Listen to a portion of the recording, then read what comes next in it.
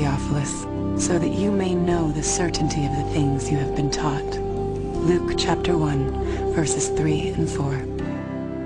You have to understand that people in the first century valued eyewitness testimony. And this is why, from the 2nd century on, it was important to the early church fathers that the people who were alleged to have written the Gospels actually wrote them, and that they were eyewitnesses of the things they wrote. We have actually very early attestation of the authorship of the Gospels. The early church father Papias, for example, as recorded by the church historian Eusebius, identifies Mark's Gospel as essentially the eyewitness account of Peter.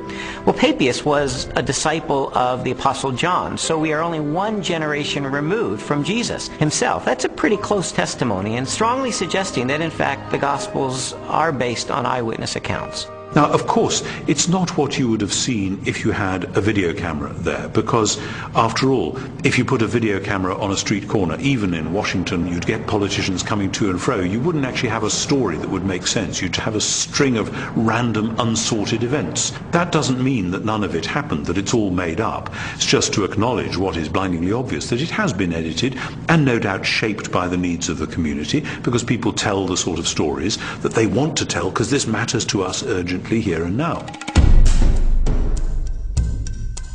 Most historians date Jesus' birth between the years 7 and 4 BC, and his death no later than AD 33.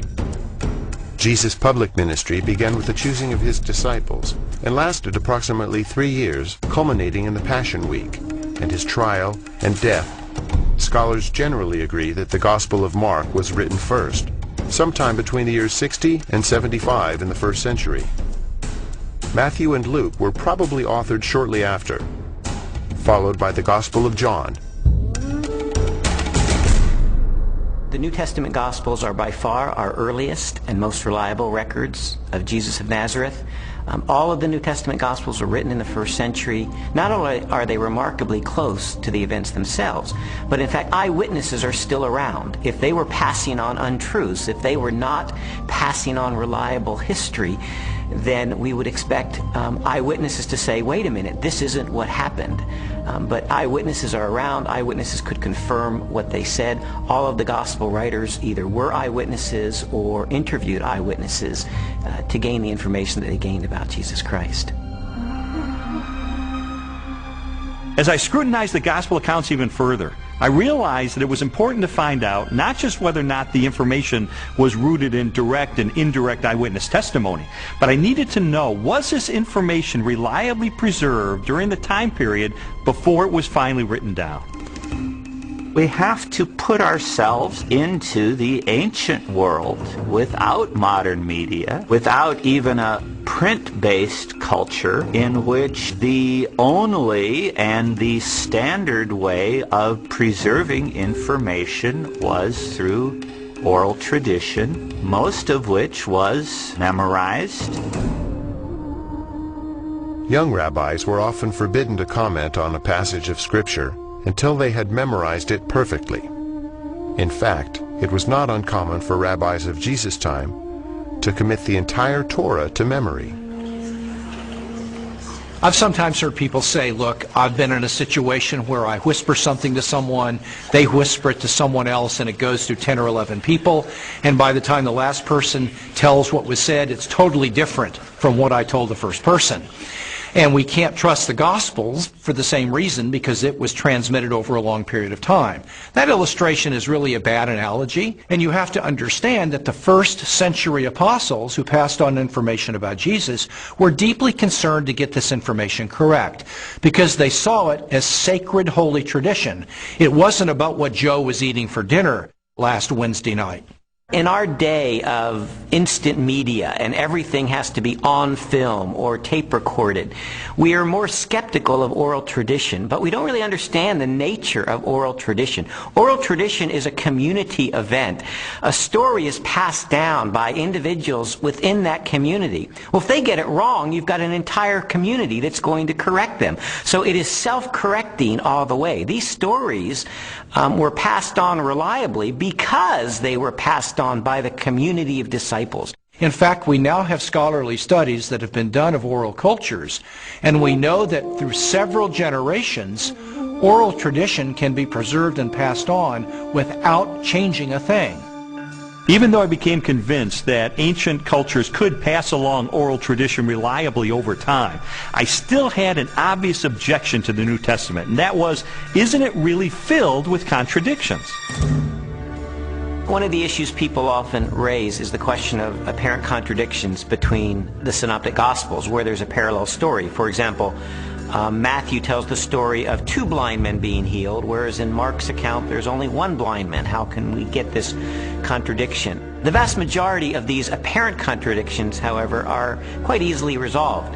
Mark describes only one of the 2 blind men, the one who is most prominent, obviously, or perhaps even the one who became a disciple of Jesus and became prominent in the later church. So most of these apparent contradictions are quite easily resolved.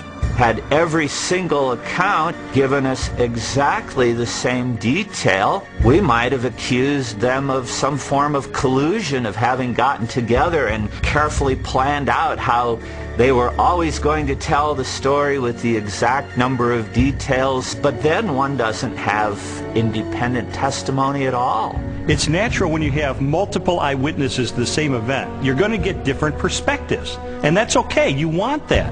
What you're looking for is a core to the testimony that's the same, that's consistent, even though there may be some variation in the incidental details.